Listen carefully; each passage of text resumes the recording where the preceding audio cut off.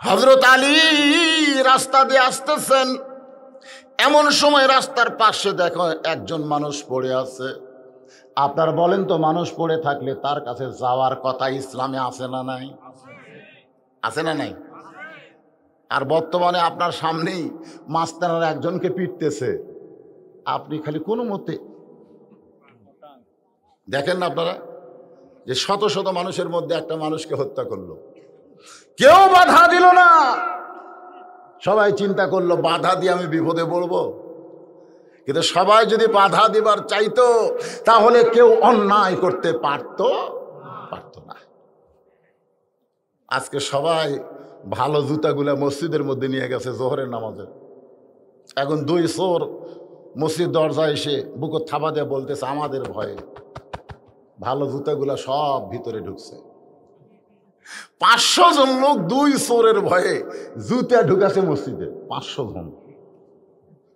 বর্তমানে বাংলাদেশে যে আইন চলতেছে, এই আইনে ভালো মানুষগুলা দুর্বল হয়ে গেছে, চোর ডাকাতের মশান বেড়ে গেছে। জোরে কোন কথা ঠিক কিনা?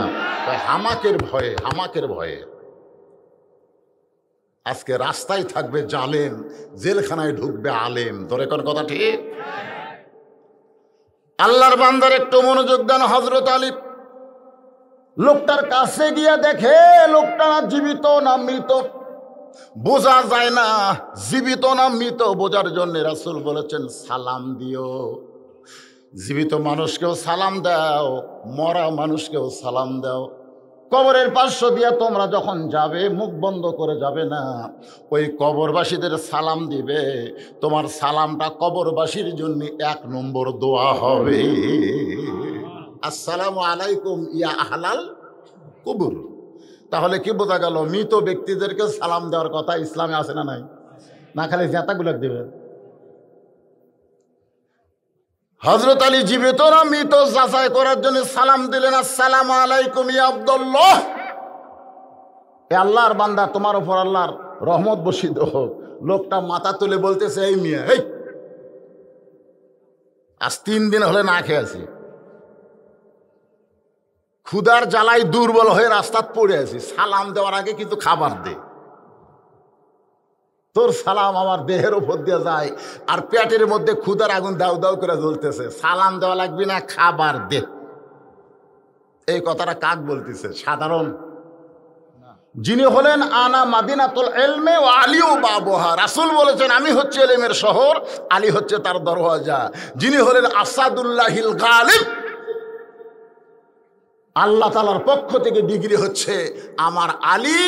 ইসলাম প্রচার করার, প্রতিষ্ঠা করার ব্যাপারে আল্লাহর সিংহ। ধরে কোন সুবহানাল্লাহ। আমাকে মতো তুইয়া মুইয়া পাতি নেতা, পাতি মাস্তান, আমাকে চিনিস? আমি কার দল করি? শোনেন, বাংলাদেশে কেউ যদি বলে আওয়ামী লীগ ক্ষমতায় আছে, অমুক দল ক্ষমতায় আছে, বলা মাত্রই সে মুশরিক হয়ে যাবে।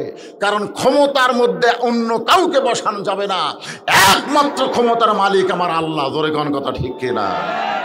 ঈমান ঠিক করেন, আগে ঈমান ঠিক করেন। প্রত্যেকটা বিষয়ের দিকে খেয়াল করবেন। ক্ষমতার মালিক কে? তাহলে ক্ষমতা কে বসে আছে? না ওই দল? আমরা এরকম অনেক শিরকমূলক কথা বলি, বুঝতে পারি না। ঈমান আগেই চলে গেছে, মরার আগে ঈমান শেষ। আল্লাহর বান্দার একটু মনোযোগ দিবেন। হযরত আলী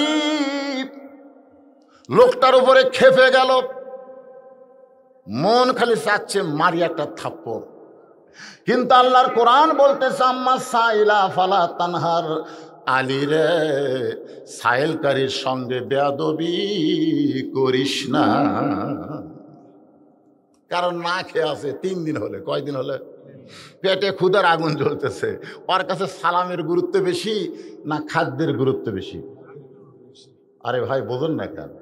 বর্তমানে বাংলাদেশে যে অবস্থা চলতেছে, অনেক লোক কিন্তু খুব কষ্টে আছে। ধরে কোন ঠিক কিনা? কিন্তু কথা কওয়ার পারতেছে না, বলবে কার আছে? শোনারই মানুষ নেই। হযরত আলী কিছু বলার আগে আল্লাহর কোরআন বলতেছে, আম্মা সাইলা ফালা তানহার, আলী রে সাইলকারীর সঙ্গে খারাপ ব্যবহার করিস না।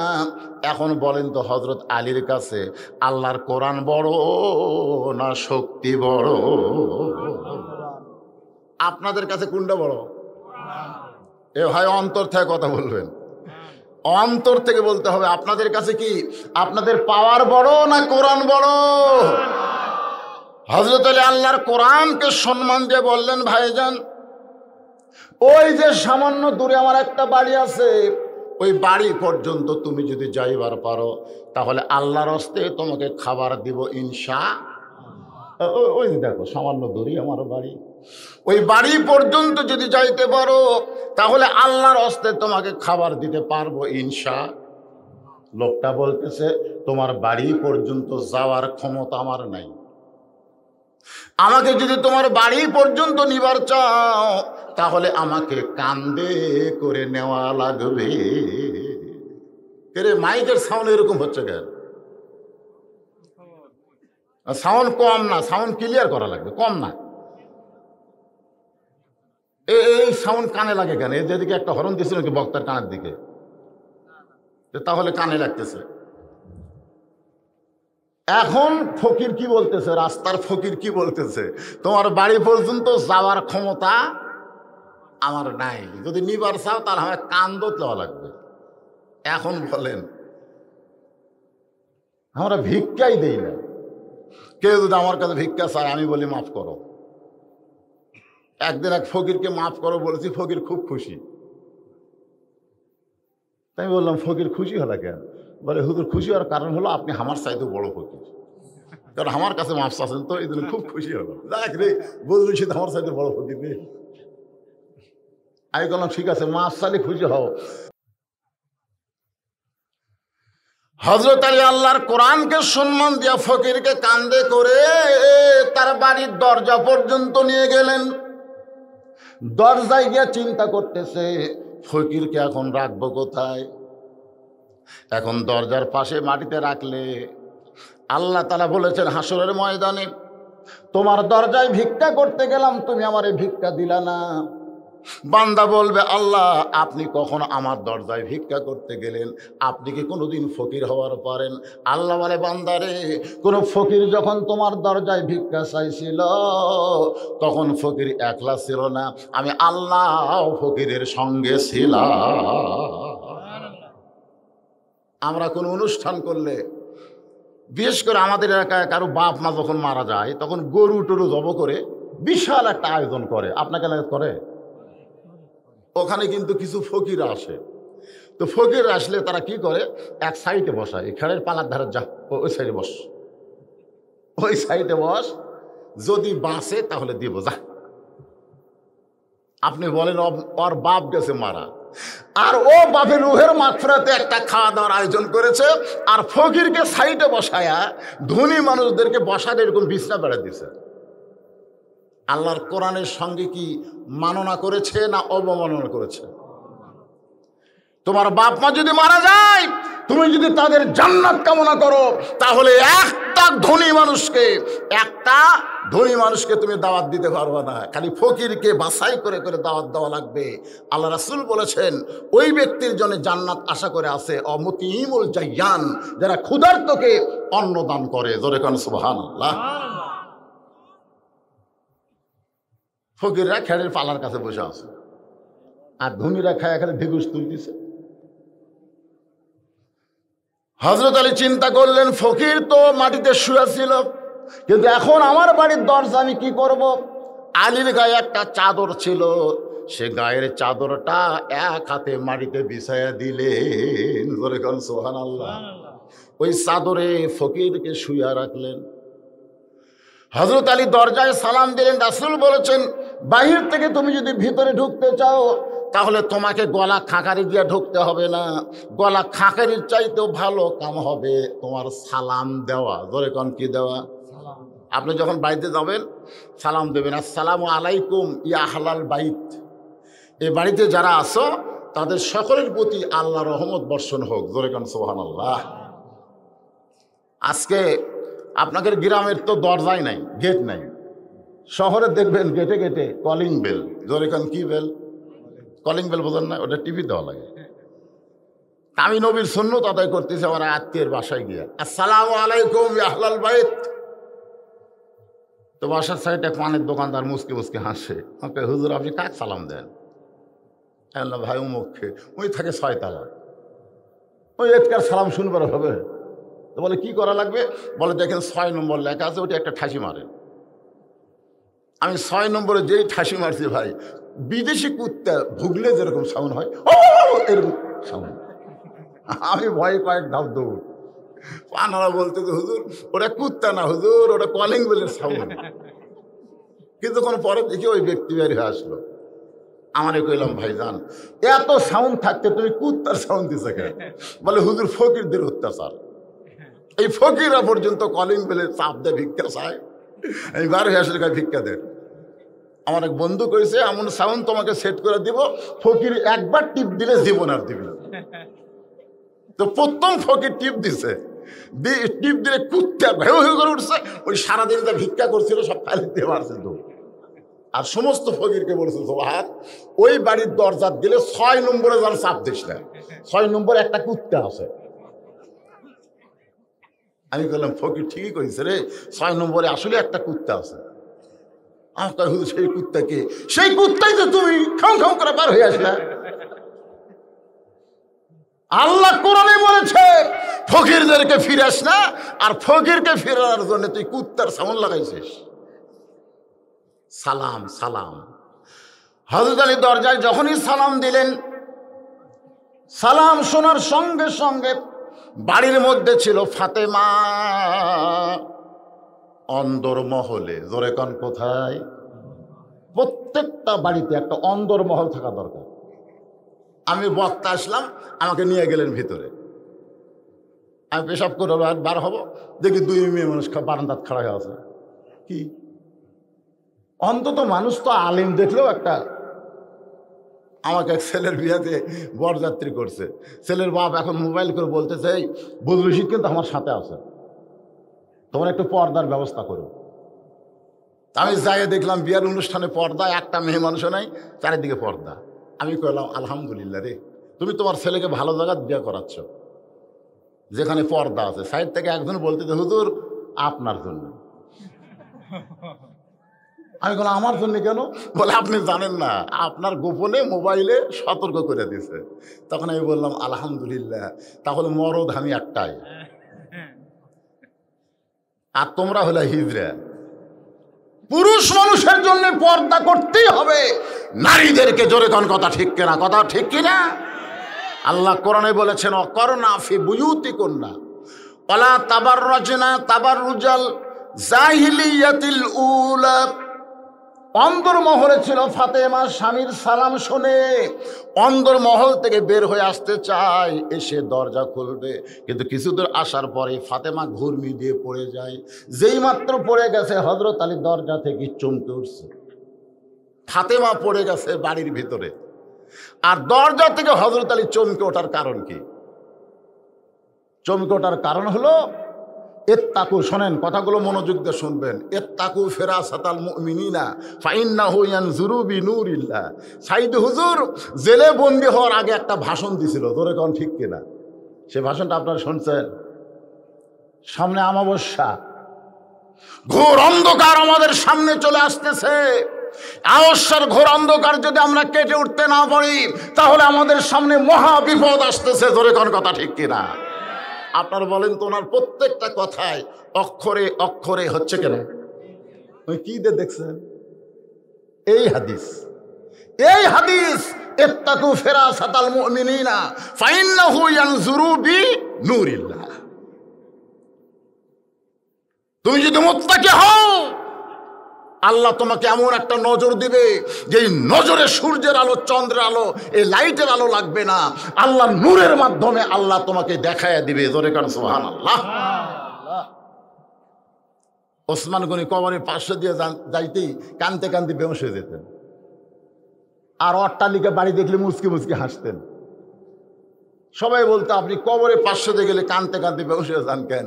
বলে আমার নজর কবরের দিকে যায়, আর বাড়ির দিকে আমার কোনো নজর যায় না, কারণ এই বাড়িগুলো অস্থায়ী আর কবর হলো স্থায়ী। ওখানে কমপক্ষে 50,000 বছর আমাকে থাকা লাগবে। ধরে কোন কথা ঠিক? আর এই দেখতেছে কয় তালা রে, এটা কয় তালা রে।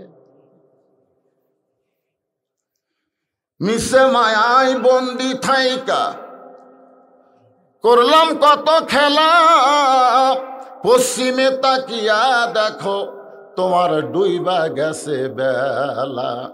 এক পলকের নেই ভরসা, মিশে সকল আশা, কখন বুঝি দারুণ ঝড়ে ভাঙবে তোমার বাসা। মা ফাতেমা ঘুরমি খেয়ে পড়ে গেছে, হযরত আলী দরজা থেকে চমকে উঠছে। কারণ কি? আল্লাহ তাকে একটা নজর দিয়েছে। হযরত আলী নিজেই দরজা খুললেন। দরজা খুলে ফাতেমার কাছে গিয়ে বললেন, তুমি এইভাবে মাঝ রাস্তায় ঘুরমি খেয়ে পড়ে আসো কেন? দরজা এবং তোমার ঘর এরই মাঝখানে তুমি ঘুরমি খেয়ে পড়ছো কেন? ফাতেমা বলে, স্বামী গো, আমার কপাল খারাপ, আমি স্বামীর জন্য দরজা খুলতে পারলাম না।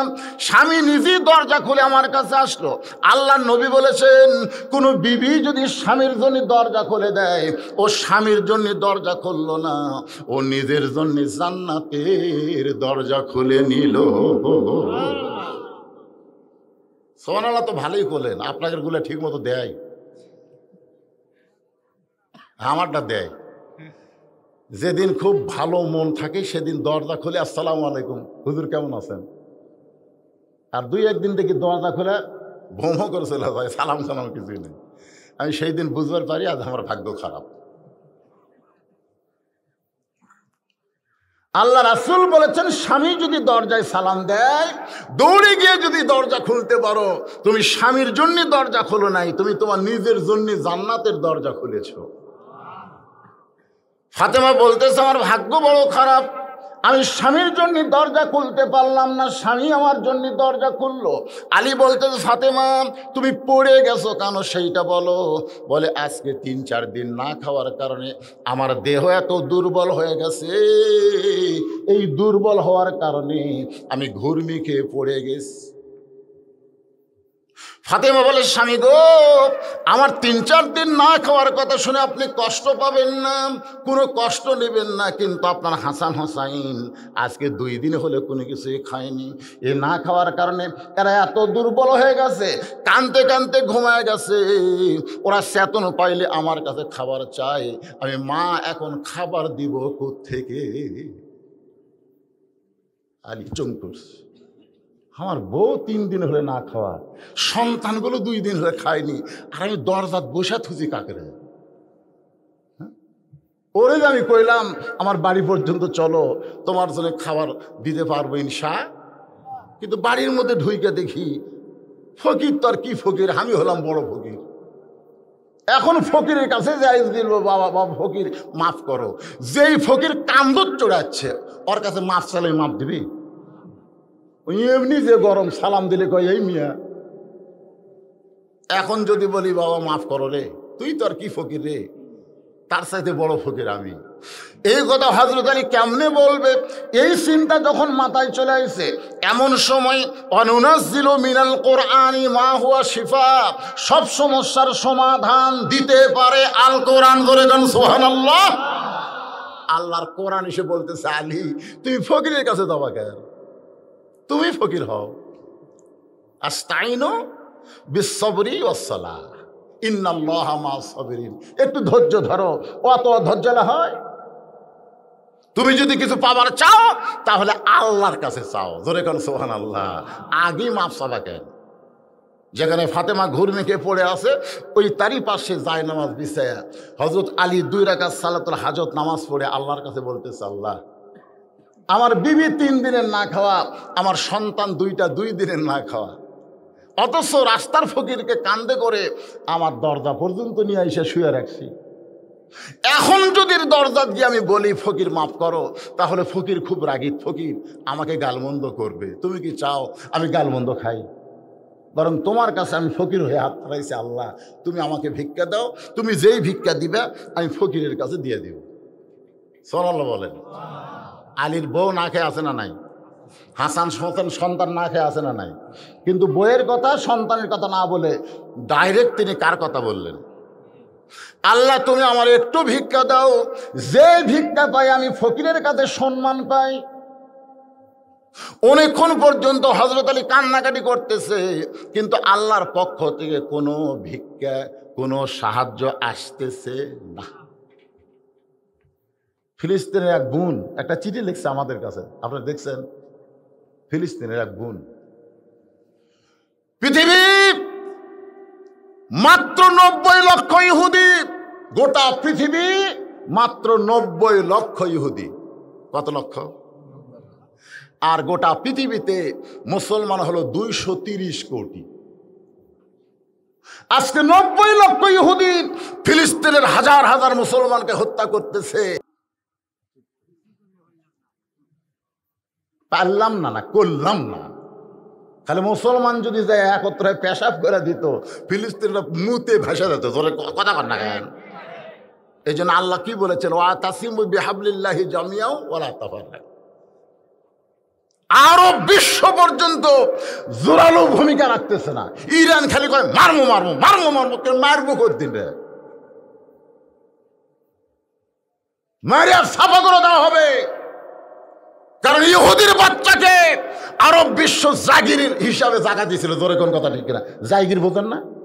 যেরকম আমরা আরাকানের মুসলমান ওই রোহিঙ্গাদেরকে জায়গা দিছি, যে তোর দেশত মারতিছে, আয় আয় আয়। যখন হিটলার বাহিনী ইহুদিকে হত্যা করা শুরু করলো, তখন এই ইহুদি গ্রুপ জায়গা দিয়েছিল মুসলমান, এটি থাক, যেটা আমরা জায়গা দিয়েছি রোহিঙ্গা গ্রুপ। এখন রোহিঙ্গা যদি এখনো আমরা জাগির লিছি, আর ওরা যদি আমাদের উপরই বোম ফুটায়। ইহুদির বোন লেখে, ফিলিস্তিনের একজন বোন লিখেছে, মুসলমান ইচ্ছা করলে পেশাব করে দিলে ইহুদিরা ভাষা দেবে। অথচ মুসলমানের ওয়াতাসিমু বিহাবলিল্লাহি জামিআও ওয়ালা তাফাররাকু, আল্লাহ বলেছেন একতাবদ্ধ হও, বিচ্ছিন্ন হয়েও না। সমস্ত মুসলমান যদি এক বাক্যে বলে ইসরায়েলকে ধরো, সঙ্গে সঙ্গে ওরা পালানোর জায়গা খুঁজে পাবে না। জোরে কর কথা ঠিক কিনা? ওদের সাথে আছে বোমা, আর মুসলমানের সাথে আছে আল্লাহ। মুসলমানের সাথে কি আছে? আল্লাহ আছে। আল্লাহ ইচ্ছা করলে আগুনের চুলাকে শান্তির বাগান ইব্রাহিমের জন্য বানাবার পারে, পারে কি পারে না? আল্লাহ ইচ্ছা করলে মুসা নবীর জন্য সাগর রাস্তা বানাই দিবার পারে। আল্লাহ ইচ্ছা করলে অ্যাটম বোমকেও মিষ্টি বাঙ্গি তরমুজ বানাবার পারবে। জোরে কোন কথা ঠিক কিনা? আল্লাহ ইচ্ছা করলে। কিন্তু ইব্রাহিম নবী তো বলেন, ওরে বাবারে নমরুদের আগুন রে। ইব্রাহিম কয় ঝাঁপ মারমু, যা থাকে কপালে। মুসা কয় সাগরের মধ্যে নামবো, যা থাকে কপালে। আল্লাহ কয় কপাল ভালো, নামে দেখ। সুবহানাল্লাহ কন না কেন? এখন আপনারা কি বুঝতেছেন? আমাদের ইহুদিদেরকে শেষ করার জন্য আমাদের সামনে খালি একটা ধাপ ফালান। দেখেন কিভাবে নাসরুম মিনাল্লাহি ওয়া ফাতহুন করিব ওয়া বাশশিরিল মুমিনিন। সুবহানাল্লাহ বলেন। তো চায়া দেখতেছে, কাম হচ্ছে না। অনেকক্ষণ কান্দাকাটি করলো, নামাজ পড়ার পরে না। এমন সময় হযরত আলী বলতেছেন, আল্লাহ তুমি কোরআনে বলেছো আম্মা সাইলা ফালা তানহার, সাইলকারীর সঙ্গে খারাপ ব্যবহার করো না। এই কথা তুমি কোরআনে বলেছো, আর তোমার কথা বিশ্বাস করে আমি ফকিরকে কাঁধে করে দরজা পর্যন্ত নিয়ে আইছি। সুবহানাল্লাহ। আল্লাহ তুমি বলেছ ফকিরের সঙ্গে খারাপ ব্যবহার করো না, আর আমি ফকির হইয়া তোমার কাছে ভিক্ষা চাই। তুমি যদি আমাকে ভিক্ষা না দাও, তাহলে বোঝা গেল তোমার ওয়াজ ভালো কিন্তু আমল নাই। আবার তুমি বলেছ লিমা তাকুলু মা লা তাফালুন, যে বলে একটা করে একটা, উনি হলো ভালো না। আমি ওয়াজ করি ভালো, কিন্তু আমার আমল খারাপ। আমি কি মুনাফিক? জোরে কেন? আমি কি? কথা কন না কেন? আমি কি? তুমি ফকিরকে ভিক্ষা দিবার কইছো, আর আমি এখন বাড়ির মধ্যে ঢুকে দেখি আমার চাইতে বড় ফকির কেউ নাই, আর আমি ভিক্ষা চাচ্ছি, তুমি আমার দিচ্ছ না। তার মানে কি? তুমি ভালোই ওয়াজ করছো কোরআনে, কিন্তু তোমারই আমল নাই। বলতেছে কাক? আল্লাহরে তুলছে বেকায়দায়। সুবহানাল্লাহ। সঙ্গে সঙ্গে আল্লাহ তাআলা জান্নাত থেকে এক টোপলা খাবার হযরত আলীর দুই হাতের মধ্যে দিয়া দিয়েছে। জোরে গান সুবহানাল্লাহ। দেয় না বলে, দেয় না বলে। মা যখন বলতেছে আমার দুইটা সন্তান বেশি আছে আর আল্লাহর বাইতুল মুকাদ্দাস ইহুদিরা নাফাক করতেছে, এই দুইটা সন্তানকে চাই না, আল্লাহর মুকাদ্দাস চাই, বাইতুল মুকাদ্দাস চাই, আল্লাহ ওই মায়ের দোয়া কবুল করে ইহুদিদের কলিজার মধ্যে ভয় ঢুকে গেছে। জোরে কোন সুবহানাল্লাহ। সেই দিনে 33 জন ইহুদি মারা গেছে। সেই দিনই একটা মা তার দুটা সন্তানকে পাথর দিয়ে দিছে, যা একটা 8 বছর একটা 9 বছর, মার। সন্তান দুইটা তো ছোট, কিছু বোঝে না, মারছে ইহুদি। ওই ইসরায়েলের সৈন্যদের ওদেরকে তো লাগেইনি, পাথর অন্যদিক চলে গেছে। ওদের মধ্যে কোনো মানবতা নাই। আপনারা পেপার পড়ে দেখবেন ওই ইসরায়েলের ইহুদিরা শিশু বাচ্চাদেরকে বেশি মারতেছে। ধরে কোন কথা ঠিক কিনা? কি জন্যে? কারণ একজন মা বলেছে পৃথিবীর মুসলমানেরা মায়েরা সন্তান জন্ম দেয় আর ফিলিস্তিনের মায়েরা একটা মুজাহিদের জন্ম দেয়। ধরে কোন সুবহানাল্লাহ। মানে যেটাই জন্ম নেয় সেটাই হলো একটা মুজাহিদ। আর আমাদের গুলা খেলে কান দিয়ে মোবাইল চালু করে দেওয়া লাগে। ভাত খিলানোর সময় মোবাইলের খেলা দেখায় আর পক পক করে ভাত খিলে। এরা মুজাহিদ হবে, এরা যে কি মাল হবে আল্লাহ ভালো জানে। একটু মনোযোগ দিয়ে শুনবেন, হযরত আলীর হাতে জান্নাতের খাবার, সুবহানাল্লাহ কোন। এখন জান্নাতের খাবার যদি কারো হাতে চলে আসে, আশেপাশে তার সুগন্ধ, আপনার বাড়ির পাশে কি যদি গোস্ত পাক করে, বাড়ি ভিন্ন কিন্তু যতই উঁচু করে প্রাচীর দেন, ওই গোস্ত পাকের একটা গন্ধ আপনাদের নাকে আসে কি আসে না? আর ইলিশের পাক করলে আগে তো এক পাড়া পাক করলে আর এক পাড়া যেত। তো এখন গরিবের ঘরে সুগন্ধ যাচ্ছে গোস্তের, কিন্তু কিনবারই পারে না। আল্লাহ রাসূল বলেছেন যতদূর পর্যন্ত তোমার পাকের সুগন্ধ যাবে ততদূর পর্যন্ত গরিব থাকলে তাদের বাড়িতে যদি একটু একটু করে খাবার পাঠাও, আল্লাহ তোমাকে ওসমান গনির সঙ্গে জান্নাত দিয়ে দিবে। জোরে কান সুবহানাল্লাহ। আমরা কেউ পাঠাই? বরং ধনির ছেলে কমলা খায়া সোঁচা ফেলে দিছে, কমলা খায়া সোঁচা ফেলে দিছে। ওই সোঁচা নিয়ে গরিবের ছেলে বাপের কাছে যায় বলতেছে আব্বু আমিও খাবো। বাপ কয় আমার চাউল কেনার পয়সা নাই আর তুই কমলা খাবো, মারছে চর। আল্লাহ এই ধনী তোর সন্তান কমলা খাইলো আর গরিবের সন্তান তোর সন্তানের বেয়াদবির কারণে চর খাইলো। রেডি হয়ে থাক, তোর জন্য অসংখ্য মার অপেক্ষা করতেছে। জোরে কোন কথা ঠিক কিনা? আল্লাহর বান্দারে একটু মনোযোগ দিয়ে শুনবেন, হযরত আলীর হাতে জান্নাতের খাবার হাসান হোসেনের নাকের মধ্যে ঢুইকে গেছে। হাসান হোসেনের নাকের মধ্যে যখন ঢুইকা যায় তখন তারা দুই ভাই কিন্তু কয় দিনের না খাওয়া, 2 দিনের না খাওয়া, ওরা চেতন পাইছে। হোসেন বলতে হাসান ভাই বাড়ির মধ্যে খাবার আইছে, চলো যাই। বাইর হইয়া দেখে বাবার হাতে খাবার টোপলা। সুবহানাল্লাহ। হোসাইন বাবার সামনে গিয়ে বলতেছে বাবা আজকে 2 দিন হলে না খাওয়া, মায়ের কাছে বারবার খাবার চাই, মা শুধু কান্দে বাবা কিন্তু খাবার দেয় না। বাবা না হইলে কোনোদিন কি খাবার পাওয়া যায়? ও বাবা তাড়াতাড়ি আমাদেরকে টোপলা খুলে খাবার দেন। হযরত আলী হোসেনের মুখের দিকে তাকায়, হাসানের মুখের দিকে তাকায়, ফাতেমার মুখের দিকে তাকায়। মন বলতেছে আমার বিবি 3 দিনের না খাওয়া, একবার কি হলো উঠলো কেনারা?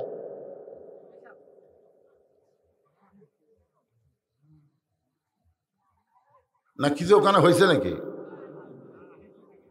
হিস্যু দিবে একবার এতগুলা? এখানে এইভাবে পানি পড়লে কিসের পানি এটা? ও লিওর।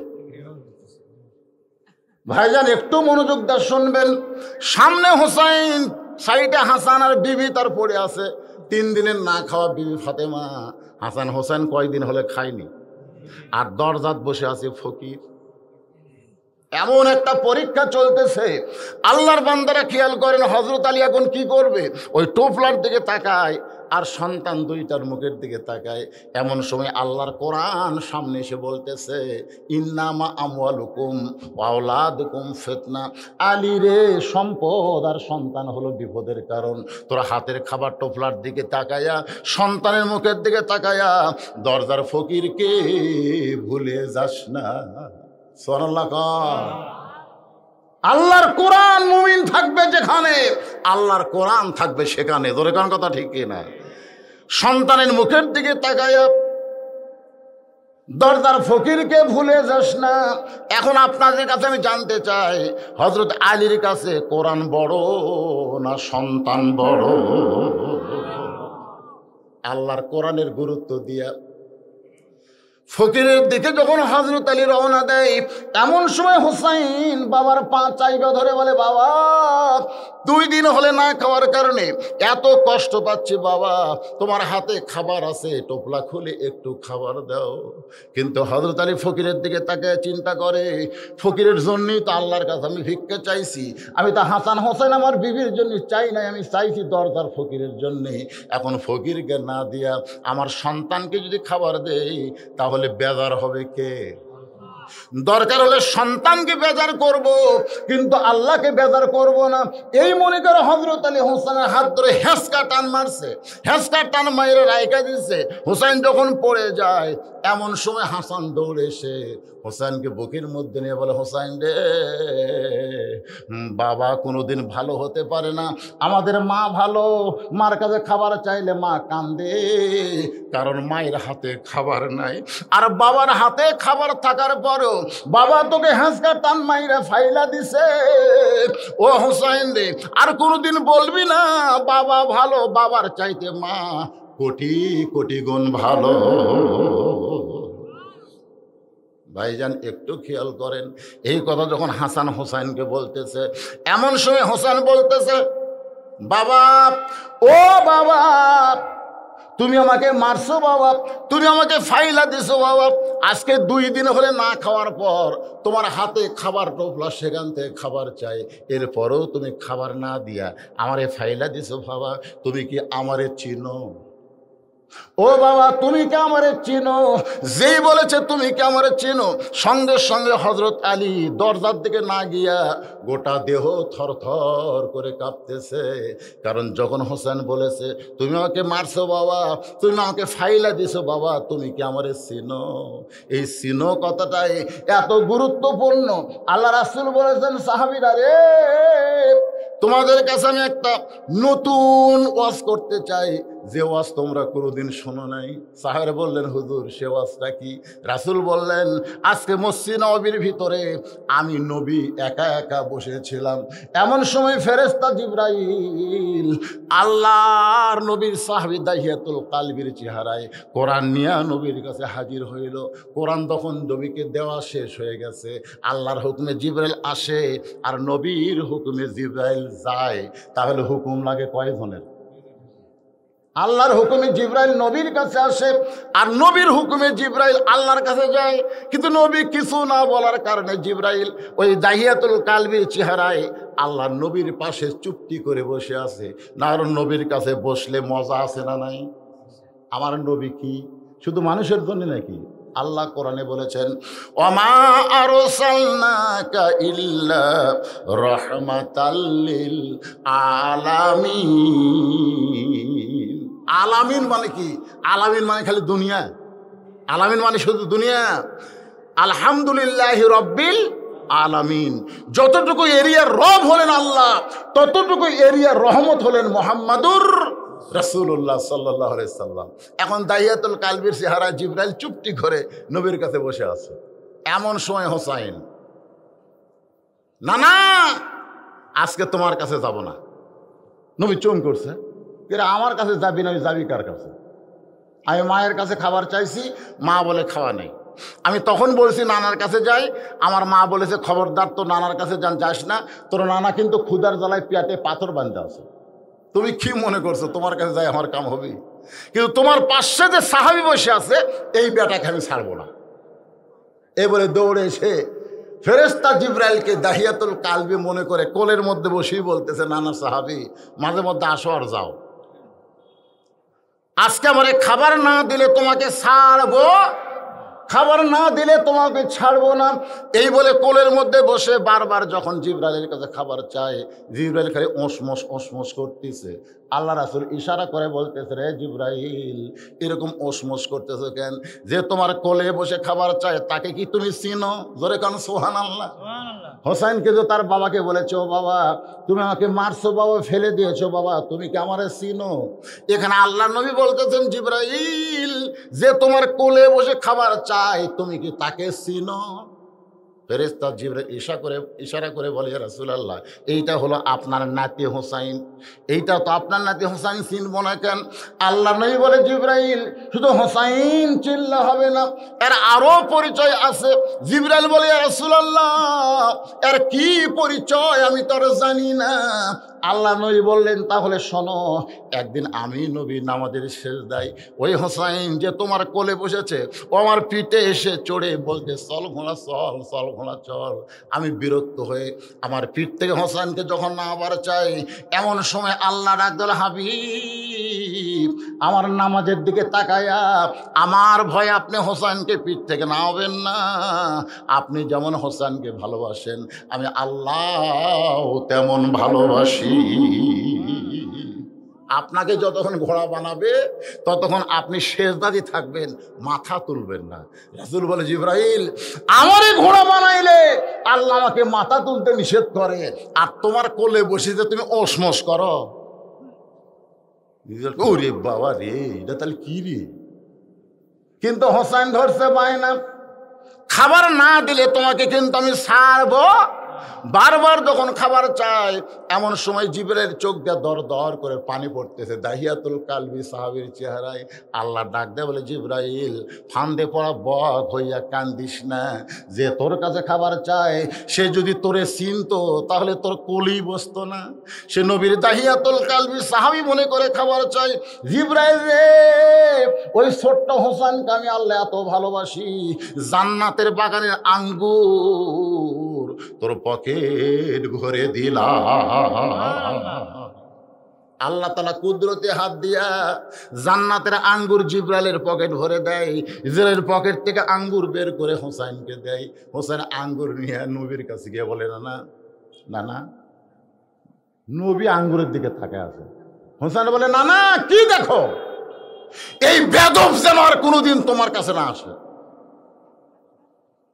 তুমি ক্ষুধার জ্বালায় পেটে পাথর বান্ধে বসে থাকো, আমি পকেট ভরা আঙ্গুল বসে থাকে, এর আদব আছে?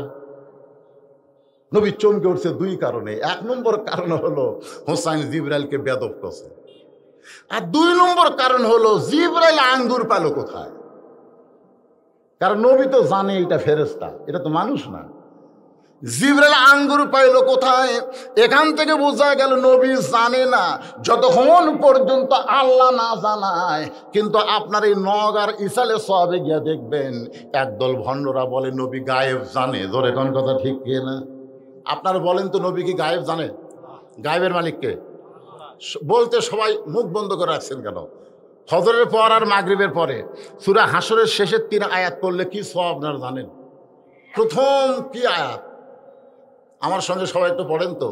ও আল্লাহুল্লাযী লা ইলাহা ইল্লাহু আলিমুল গায়বি ওয়াশ শাহাদাতি হুয়ার রাহমানুর রহিম। আল্লাহু আকবার, আল্লাহু আকবার।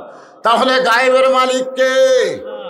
জিবরাইল ইশারা করে বলে, ইয়া রাসূলুল্লাহ, আমার পকেটের আঙ্গুর আল্লাহ তাআলা জান্নাত থেকে কুদরতে হাত দিয়ে ভরাইয়া দিছে, আমি সেই আঙ্গুর আপনার নাতি হোসেনকে দিয়ে দিলাম। নবী খালি তাকায় আছে। তাহলে এই আঙ্গুর তো দুনিয়ার কোন আঙ্গুর না রে? এই আঙ্গুর হলো জান্নাতের। আর কার হাতের পরশ? জোরে বলেন না, কার হাতের? আল্লাহর হাত আছে না নাই? তাবারাকাল্লাযী বিয়াদিহিল মুলক, গোটা পৃথিবীর রাজত্ব, কর্তৃত্ব, মালিকানা কার হাতে? আরে ভাই সবাই জোরে কোন কার হাতে? আল্লাহর হাত আছে না নাই? আল্লাহর মুখ আছে না নাই? আল্লাহর চোখ আছে না নাই? আল্লাহর সব আছে, কিন্তু আমাদের কল্পনার বাইরে। আল্লাহ তাআলা লাইলাতুল মেরাজে আল্লাহর সঙ্গে দেখা করছেন। সুবহানাল্লাহ বলেন। ফেরেশতা যে সাহাবের বলল, হুজুর আপনি মেরাজে গিয়া আল্লাহর সাথে আপনার দেখা হচ্ছে? রাসূল একটা এরকম হাত করলো, এই দেখো তো সাহাবীরা বলল, হুজুর এটা কি? বলে এটা হলো ধনুক, এই পাশে আল্লাহ, এই পাশে আমি। ধরে কোন সুবহানাল্লাহ। তাহলে আল্লাহর একটা নিজস্ব আকৃতি আছে না নাই? নিজস্ব আকৃতি না থাকলে রাসূলের সঙ্গে মেরাজ কেমনে হলো? এই জন্য একটু মহব্বত করে কথাগুলো শুনবেন। আল্লাহর নবী আঙ্গুরের দিকে তাকায় আছে। হোসেন বলতেন, না তুমি কি মনে করেছো যে আমি আঙ্গুর পাইছি আমি একলা খাবো? আমি মায়ের কাছে শুনেছি ক্ষুধার জ্বালাই তুমি পাইতে পাথর বান্ধে বসে আছো, ধরো নানা কয়েকটা আঙ্গুর নাও। নবী 2 হাত বাড়ায় দিছে। হোসেন কয়েকটা আঙ্গুর দিয়া এবার বলে, না না, একই মজলিসে আমরা 3 জন থাকবো, 2 জন খাবো, 1 জন খাবে না, এইটা কোনোদিন হতে পারে না। এই বলে হোসাইন নবীর সাহাবী দাইয়াতুল কালবি মনে করে ফেরেশতা জিবরাইল হাতে কয়েকটা আঙ্গুর দিয়ে বলে, না না গো, তুমি আমার মুরব্বী, তোমার সাহাবীও আমার মুরব্বী, তোমরা 2 জন মুরব্বী না খাইলে আমি কিন্তু খাবো না।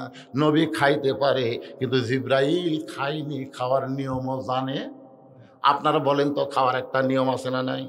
খাওয়ার নিয়ম কি? আল্লাহুম্মা বারিক লানা ফিমা রাযাকতানা ওয়াকিনা আযাবান্নার, বিসমিল্লাহি বারকাতিল্লাহ। ডান সাইড থেকে ছোট ছোট গাছ, বেশি বেশি চাবান, কম করে খান।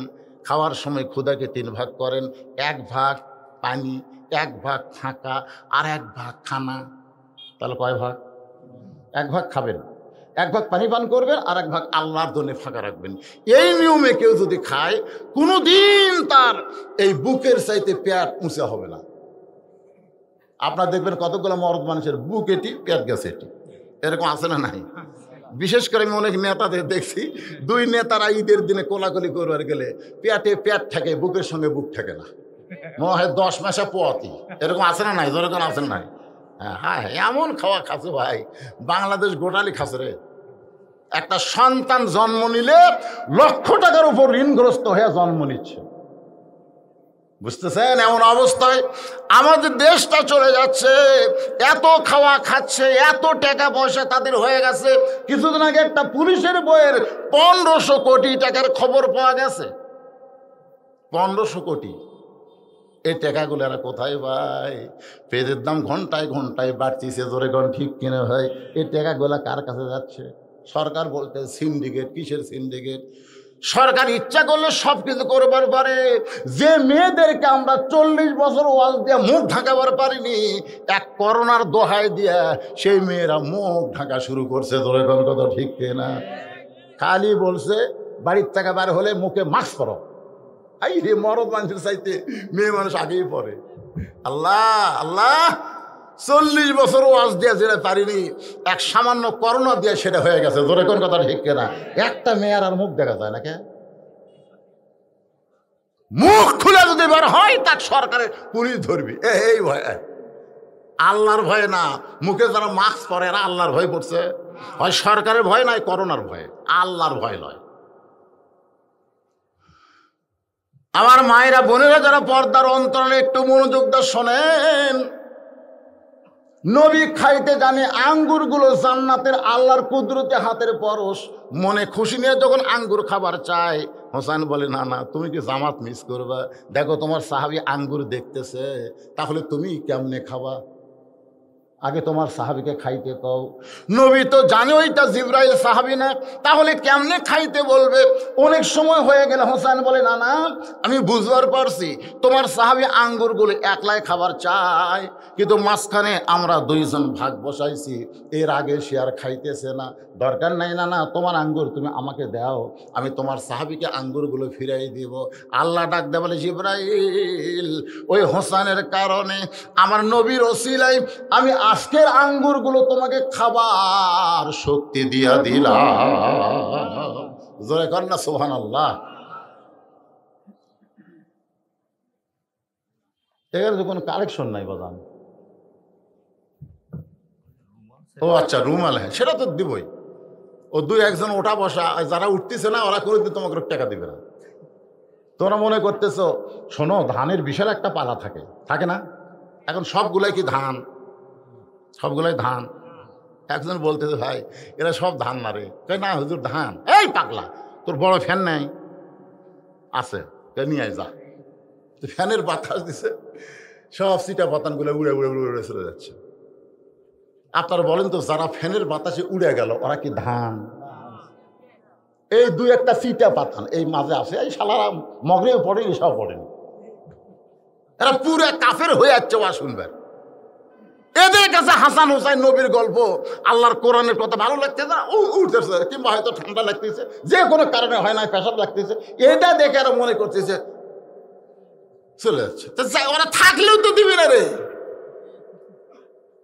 এখানে এমন আল্লাহর পাগল আছে 10 টাকার জায়গায় 50 টাকা দিবে, তোর এখানে আসে না নাই, কথা কান আসে না নাই, জীবনের শেষ দান মনে করে তারা দান করবে। তবে মনে হয় যখন এরকম হচ্ছে তাহলে চাদর দাও। আমরা আদায়ের জন্য 5 মিনিট বিরতি দিয়ে আবার পুনরায় আলোচনায় ফিরে আসতেছি। ভাইজান, ফকির কিন্তু দরজাতে আছে, তোর কোন কথা ঠিক কিনা, আছে না নাই? হ্যাঁ, আর আলী কিন্তু যাচ্ছে, আর হোসেন বলতেছে আমাকে চিনো, এই জায়গা তো অস্ত্র রাইখা আমি আপনাদের কাছে গামছা চাদর দিলাম, এই গামছা চাদর ফ্যাটি কোথায়? এরা রেডি থেকে আমাকে স্লিপ দেওয়া লাগবে। ওই যে রেডি হয়ে গেছে পিছন দিক থেকে, ওই যে পিছন থেকে দাঁড়াইছে, এই বাবা ভিতরে আসা। জানেন ছোট্ট একটা পাড়া, যার রাস্তা নাই, ঘাট নাই, বড় কষ্ট করে মদিনার ফুলেরা এই জান্নাতের বাগান লাগাইছে। ওরা একটু সহযোগিতা কামনায় আপনাদের কাছে ওই গামছাটা নিয়ে যাচ্ছে। আপনারা একটু সবাই আল্লাহর হস্তে যা পারবেন আল্লাহর হস্তে দিবেন, একজন উঠবেন না ভাই, ওটার দরকার নেই, আপনাদের কাছে এরাই গেছে। এখানে আসার পরে আমি দেখলাম একটা 1000 টাকা রেখে দিয়েছে, এই যে 1000 টাকা মোফাজ্জল হোসেন সভাপতি, 5 নম্বর নওগাঁ ইউনিয়ন আওয়ামী লীগ, উনি নগদে 1000 টাকা দান করছে। এখানে অনেকেরই নাম আছে, খালি একজন মনে হয় দিছে। এরকম যদি কোনো অতিথি থাকেন তাহলে আপনারা এখানে দিতে পারবেন। যদি কেউ মনে করে হুজুর 10 টাকা 20 টাকা গামছা দেবো না, এই মদিনার ফুলকে আমরা 500 টাকা দেব, তাহলে এই 5 মিনিটের মধ্যেই তেজে এসে আপনি দিতে পারবেন। যদি মনে করেন 500 না 200 দিব, ওই গামছার ভিতরে কিন্তু আপনি 500 টাকাও দিবেন না, শয়তানও দিবে না। এই 500 টাকা গামছা দেওয়া দেবে, 10 টাকা দে। আমরা গামছার টাকা গুণা দেখছি, বড় লোড হয় না, সব ছোট ছোট লোড, আর অধিকাংশ ছেঁড়া ফাটা, এইগুলা কিন্তু গামছার টাকা হয়। আল্লাহ কোরআনে বলেছে লান তানালুল বিররা হাত্তা তুনফিকু মিম্মা তুহিব্বুন। আল্লাহ কোরআনে বলেছে তুমি যেটাকে মহব্বত করো সেইটা আমি আল্লাহ রাস্তা দিয়ে দাও। আপনার কাছে যদি 500 টাকা লোড থাকে, 200 টাকা লোড থাকে, 100 টাকা লোড থাকে, আপনি 3টা লোটের মধ্যে কোনটা বেশি মহব্বত করেন সেটা আল্লাহ দেন, আল্লাহ তার বিনিময়ে আপনাকে জান্নাত দিয়ে দিবে। ভাইজান, এই যে সামনে এরা বড় কষ্ট করে বসে আছে, এই মাঝখানে যে ফাঁকা জায়গা হয়েছে, আপনি একটু সামনে আসেন তো, যারা গেছে চলে গেছে, আসেন, মন উজাড় করে কথাগুলো শুনবেন, সামনে দিকে চলে আসেন, আল্লাহ রাস্তা আসেন, মাহফিলের সৌন্দর্য হবে। এই ফাঁকা জায়গাগুলো পুরো করে বসেন, 2 জায়গা আপনার জান্নাতে সাক্ষী হবে। এই কষ্টের মধ্যে ভিজা জায়গা আপনি 2 জায়গায় গরম করতেছেন, আল্লাহ তাআলা আপনাকে জান্নাতে এরকম 2টা সাক্ষী করার জন্য জান্নাতে 2টা জায়গা দিয়ে দিবেন। আসেন, সামনে আসেন, জিকির করেন আর সামনে চলে আসেন। লা ইলাহা ইল্লাল্লাহ, লা ইলাহা ইল্লাল্লাহ। আমার মায়েদের মধ্যেও যাবে, মায়েরা দান করবেন। আবার দেখবেন আপনাদের আদায়কারী বাদ দিয়া অন্য কোনো আদায়কারী যেন মায়েদের মধ্যে না যায়, কারণ বর্তমান গাঁজাখোর, ইয়াবাখোর, নিশাখোর কম না বেশি? মাহফিল কমিটির লোকেরা যায়, দেখে মেয়েদের মধ্যে আদায় শেষ। কে রে, আমাদের কেউ আসলো না, আদায় করে নিয়ে গেল কে? এরকম নিশাখোর আছে না নাই? তো মেয়েদের মধ্যে আপনারা খেয়াল করবেন, কেউ যেন বাহিরের লোক আদায় করে বিদায় না নেয়, বরং আপনারাই নিজস্ব লোক গিয়া আমার মা বোনদের কাছে যাবেন। মায়েরা, হাসান হুসাইন থেকে আপনাদেরকে ওয়াজ শোনাইতেছি। মা, আল্লাহ নবী বললেন সাহাবীরা রে, আমার হোসেনকে তোমরা চিনো। এই চিনো কথার উপরে কথা বলতে গিয়া আল্লাহ নবী একদিন সাহাবীদের নিয়ে আলোচনা করতেছে, হাজার হাজার সাহাবী নবীর ওয়াজ শুনতেছে। এমন সময় কোত্থেকে হোসেন দৌড়ে এসে বলে, ও নানা, সারাদিন শুধু সাহাবী নিয়ে আলোচনা করবে, সারাদিন শুধু সাহাবীদের নিয়ে কথা বলবে, আমি হোসেনকে সময় কখন দিবা? আবু বকর রাদিয়াল্লাহু হুযায়ফাতুল ইয়ামিনকে বলতেছে, রে হুযায়ফা, এখন যদি হোসাইন নবীর কাছে আসে তাহলে কিন্তু নবীর মুখ থেকে এই নিয়ামতপূর্ণ আলোচনা শোনা থেকে আমরা বঞ্চিত হয়ে যাব। যারে হুযায়ফা, যা হোসাইনকে আটকায় দে। নবীর সাহাবী হুযায়ফা দৌড়ে এসে হোসাইনকে যখন আটকায় দেয়, হোসাইন হুযায়ফার কোল থেকে চিল্লায় বলে, রে নানার সাহাবী, আমার নবীরে চিনো বলে নানারে চিনো বলে নানার তোমরা দাম দাও, কিন্তু আমি হোসেনকে চিনো না বলে আমাকে তোমরা আটকে দাও। আজকে শুনে নাও, ওই নানার চাইতে হোসাইন কোনো অংশে ছোট না। ধরে কর না সুবহানাল্লাহ। আপনাকে সুবহানাল্লাহ বলতে মন চাচ্ছে না, কারণ এই আদায় করার যেমন হয় মাহফিল ভাঙ্গা গেল, আসলে ভাঙলো না। আপনারা আসেন, সামনের দিকে আসেন। কি হলো, 2-4 জন গেলে কি হবে? উহুদের যুদ্ধে 1000 জন নবীর সাহাবী, মাঝখানে 300 জন ফেরত আইছিল। জোরে কোন কথা ঠিক কিনা? তো সবাই কি সমান? তাই আসেন, সামনের দিকে আসেন। ওই যে মোটা মোটা খের আছে, ওই খেরের মধ্যে গিয়ে এসে বসেন। আল্লাহর রাস্তায় সামনের দিকে আসেন, পিছনে ফাঁকা হয়ে যাক, সামনে চলে আসেন। আল্লাহ তোমরা মুরব্বী কিছু দান করেছে, আল্লাহ দানকে কবুল করেন। সকলে বলে আমিন। একটু জিকির আসেন না কেন, সামনের দিকে চলে আসেন ভাই, আসেন সবাই সামনে চলে আসেন আর জিকির করেন লা ইলাহা ইল্লাল্লাহ, লা ইলাহা ইল্লাল্লাহ, লা ইলাহা, লা ইলাহা ইল্লাল্লাহ মুহাম্মাদুর রাসূলুল্লাহ সাল্লাল্লাহু আলাইহি ওয়াসাল্লাম। আজকে এখানে যে আলোচনা হচ্ছে, আলোচনা যে এইরকম, এর নষ্টের মূল কারণ হচ্ছে এই ভাই, মূল কারণ কি আমাকে আসার পরেই বলতে, হুজুর এই আলোচনা করা লাগবে। আমরা মোবাইলে শুনছি, সরাসরি শুনবো, কিন্তু এই আলোচনা আপনাদের এমন কোনো মানুষ নাই যে শোনেনি। ধরে কোন কথা ঠিক কিনা? এই শোনা ওয়াজটা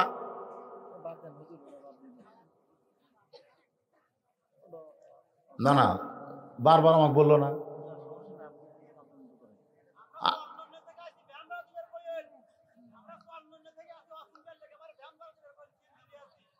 আরে ওয়াজ তো হচ্ছেই তো,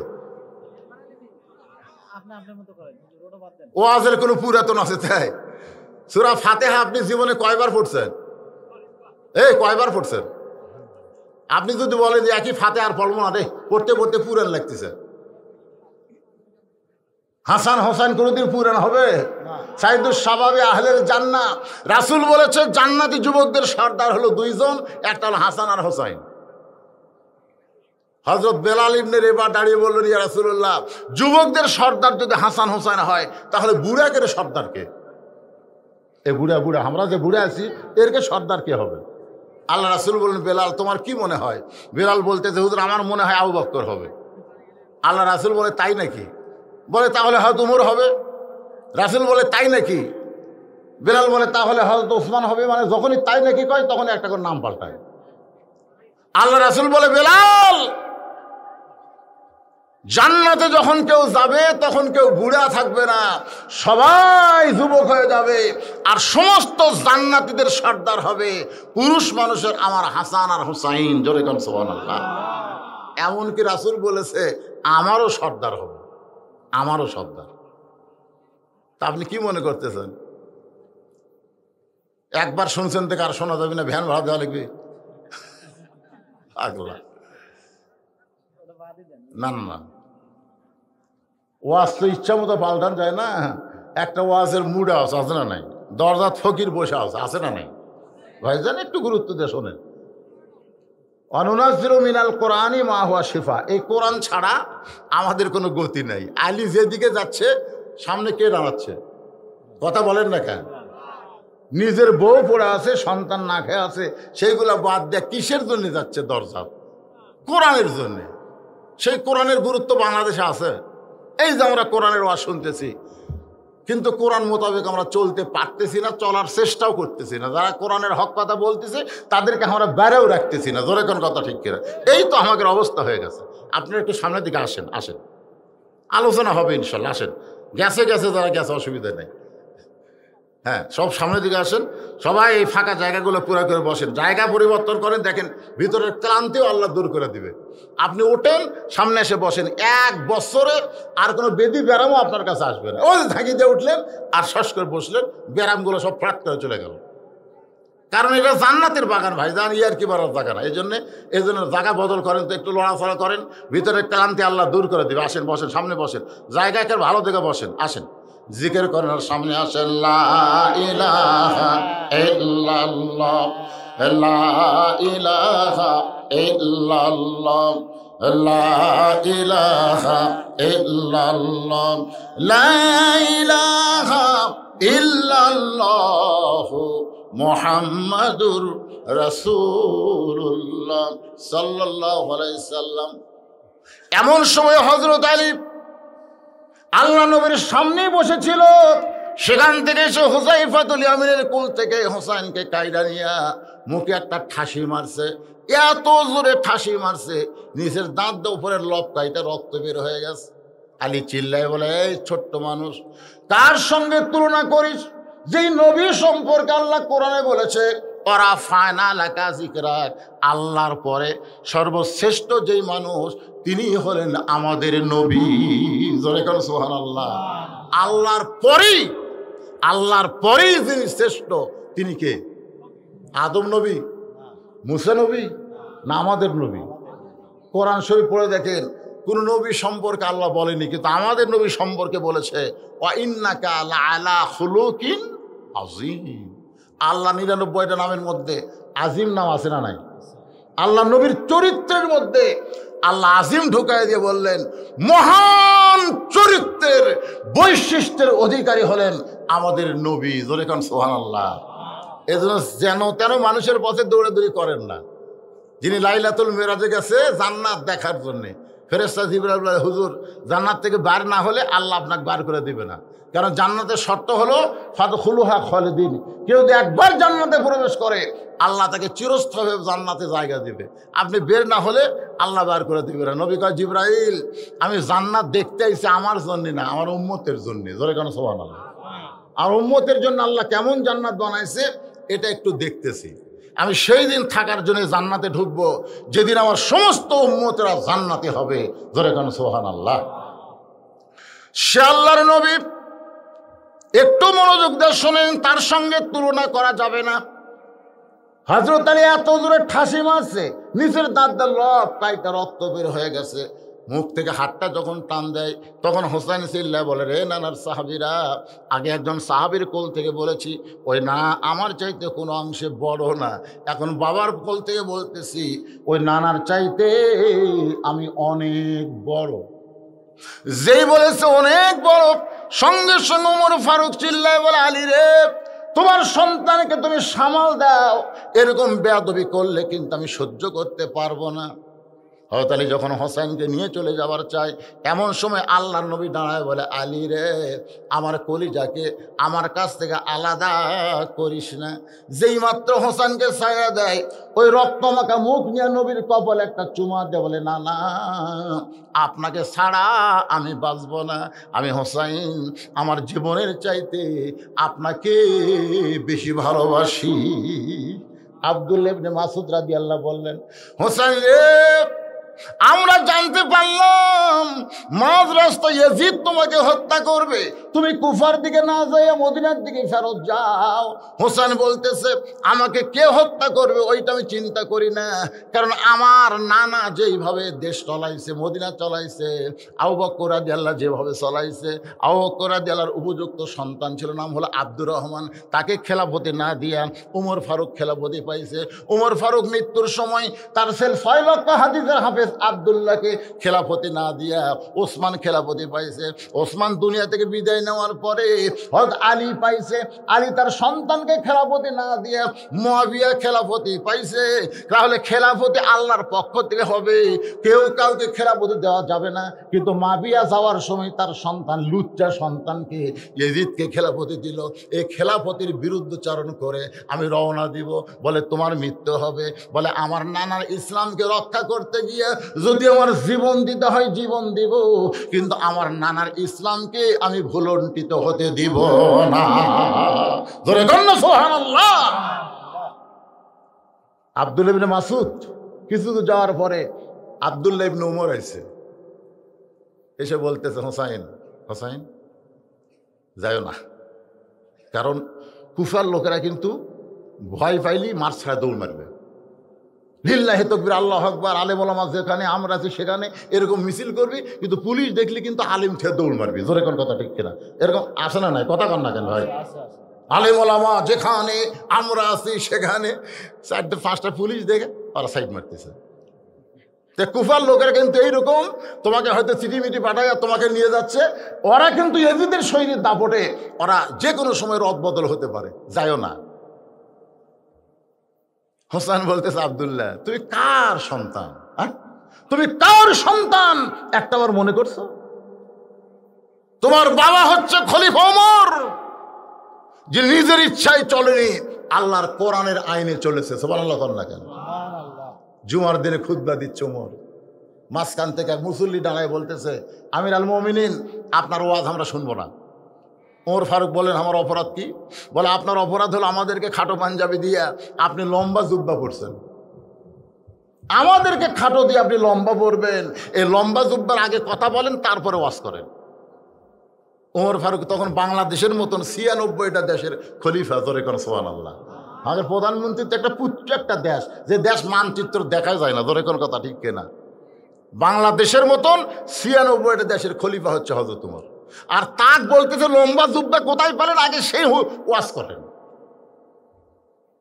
সঙ্গে সঙ্গে আব্দুল্লাহ ইবনে ওমর বাবার পাশে দাঁড়ায় গেছে, চিৎকার করে বলতেছে, রে নবীর সাহাবীরা দেখো, তোমাদের সকলের পরনে খাটো পাঞ্জাবি হলেও নতুন, আর আমার পরনে কিন্তু নতুন নাই। সাহাবেরা বলে, আব্দুল্লাহ আজকে জুমার দিনে নতুন না পরে পুরাতন পরছো কেন? বলে, নতুন কেমনে পরবো? যে লোকটার গায়ে তোমরা লম্বা জুব্বা দেখতেছো, এই লোকটা গভীর রাত্রে আমার ঘরের দরজায় গিয়ে ডাক দেয়, আব্দুল্লাহ রে, আব্দুল্লাহ রে। আমি দরজা খুলে দেখি বাবা একটা পাঞ্জাবি নিয়ে দাঁড়ায় আছে। আমি খুশি হয়ে বললাম, বাবা বাইতুল মাল থেকে একটা পাঞ্জাবি আমারে দেওয়া হয়েছে, আর একটা রাতের বেলা দিবে রাইছেন। ওমর ফারুক চোখের পানি নিয়ে বললেন, ইন্নাল্লাহা ইয়ামুরুকুম আন তুআদ্দুল আমানাতি ইলা আহলিহা ওয়া ইযা হাকামতুম বাইনান নাস আন তাহকুমু বিল আদল। জোরে কোন সুবহানাল্লাহ। আব্দুল্লাহ রে, আমি তোকে আর একটা দিবার আসিনি বাজান, তুই মনে করিস না আমি ওমর নেতা বলে নেতার বেটা দুটাও পাবে, এইটা মনে করিস না। বরং আমি ওয়া ইযা হাকামতুম বাইনান নাস আন তাহকুমু বিল আদল, আমার ইনসাফ তোর কাছে নিয়ে আইছে। এই খাটো পাঞ্জাবি আমার জন্য বরাদ্দ হয়েছে। এখন তুই বল রে বেটা, মুসল্লির পাঞ্জাবি খাটো হলেও চলে, কিন্তু ইমামের পাঞ্জাবি খাটো হলে চলে, তোরটা একটু আমাকে দান করে দে। আব্দুল্লাহ বলে, গভীর রাত্রে আমার অংশ আমার বাবাকে দান করে দিলাম। বাবা নিজের অংশ আমার অংশ একত্র করে আজকে লম্বা জুব্বা পরে খুতবা দিবে।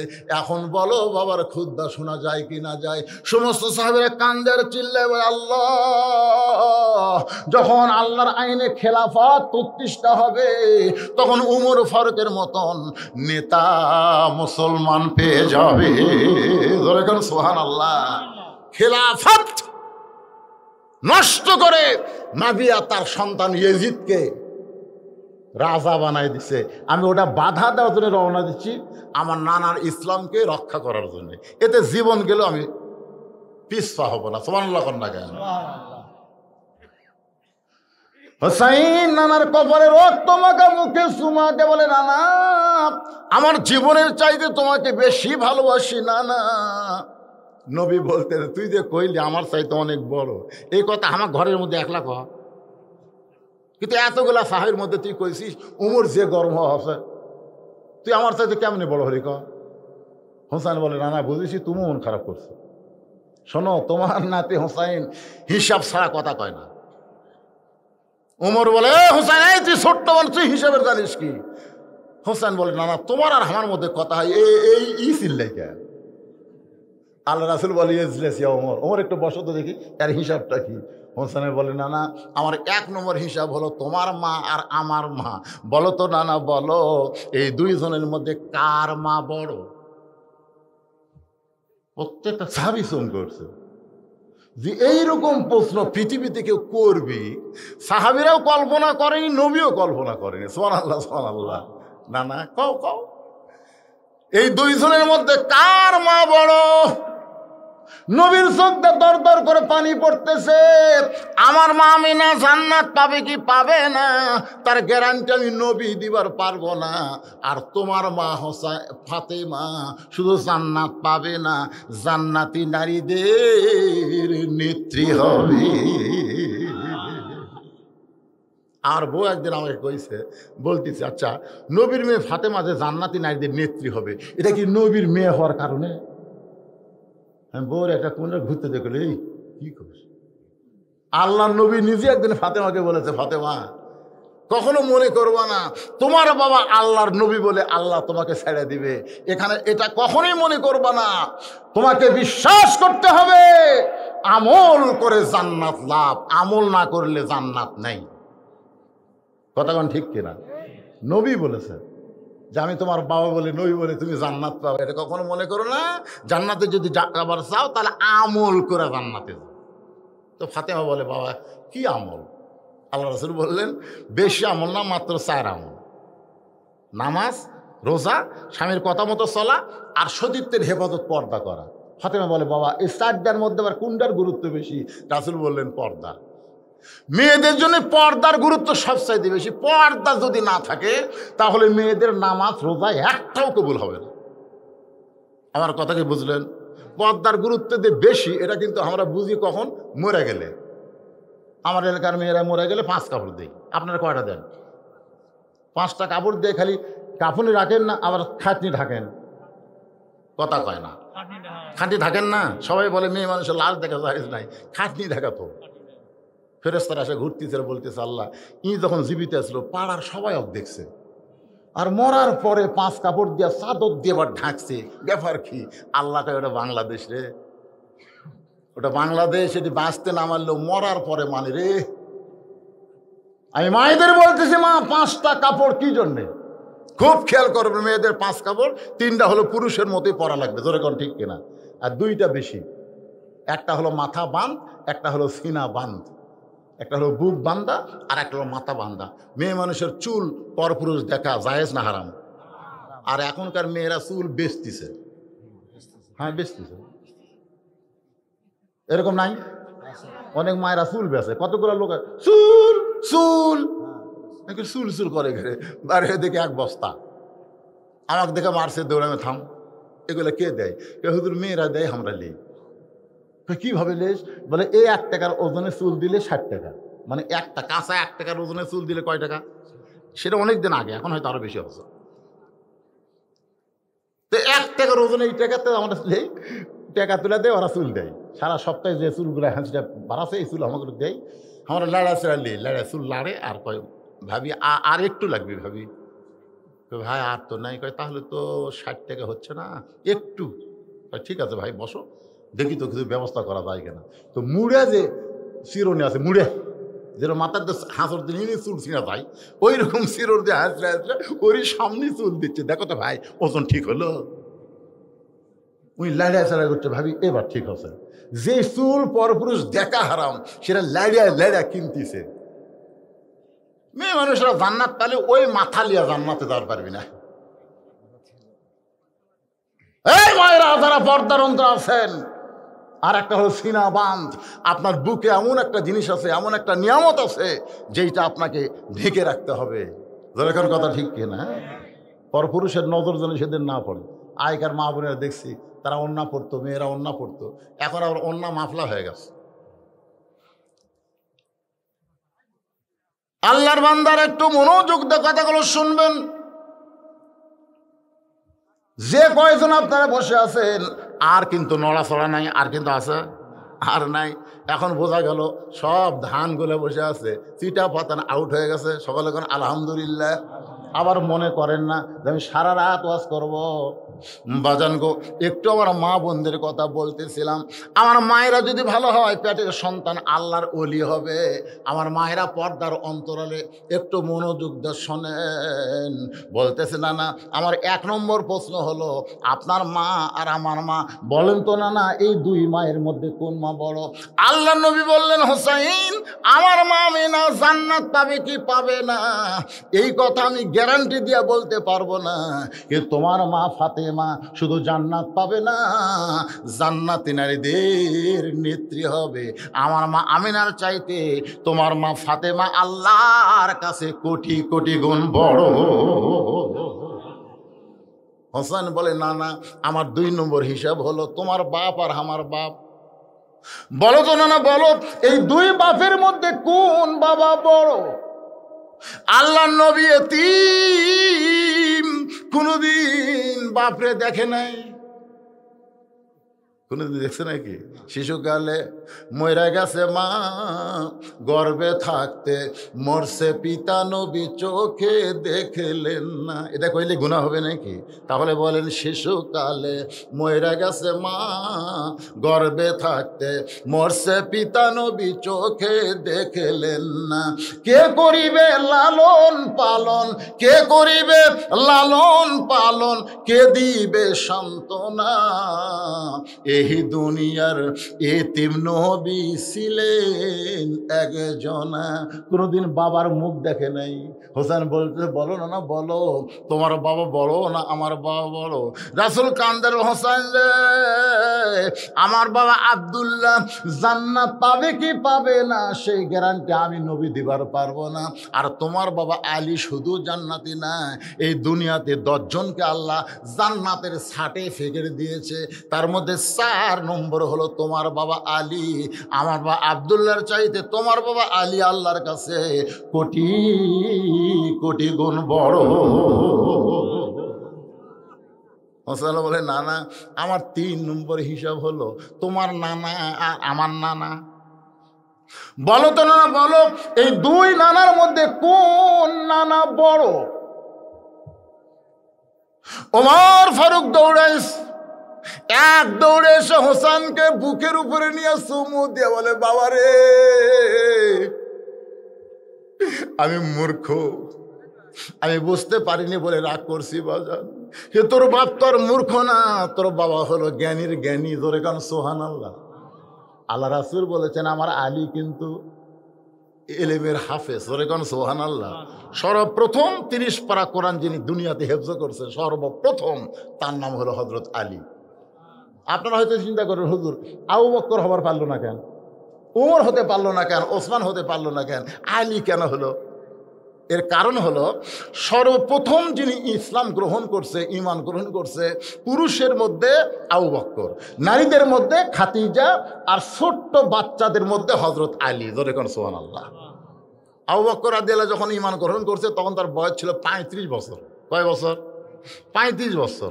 আর খাদিজা যখন ঈমান গ্রহণ করছে তখন তার বয়স হলো 55 বছর। আর হযরত আলী যখন ঈমান গ্রহণ করছে তখন তার বয়স হলো মাত্র 8 বছর। আপনারা বলেন তো, মাদ্রাসার যদি 55 বছরের একজন ছাত্রী, 35 বছরের একজন ছাত্র, আর 8 বছরের একটা শিশু যদি ভর্তি হয় আর কোরআনে হেফজ দিয়ে শুরু করে, তো কোনটা আগে হাফেজ হবে? আবু বকর রাদিয়াল্লাহু সকালে মুখস্থ করে, বিকালে হতে হতে ভুলে যায়। মানে বউ আছে, ছোল আছে, অনেক চিন্তা করা লাগে, বোঝেন না? আর আলীর বউ নাই, ছোল নেই, খালি সময় ধুঁকতিছে আর মারতিছে। এই জন্য দেখবেন হাফেজে মাদ্রাসায় কিন্তু কোনো বুড়া হাফেজ হওয়ার নিয়তে ভর্তি হয় না, যারাই হয় শিশু শিশু বাচ্চারা হয়। জোরে কোন কথা ঠিক কিনা? সর্বপ্রথম নবীর উপরে যে কোরআন আল্লাহ নাজিল করেছে, প্রথম হাফেজের নাম হলো হযরত আলী। জোরে কোন সুবহানাল্লাহ।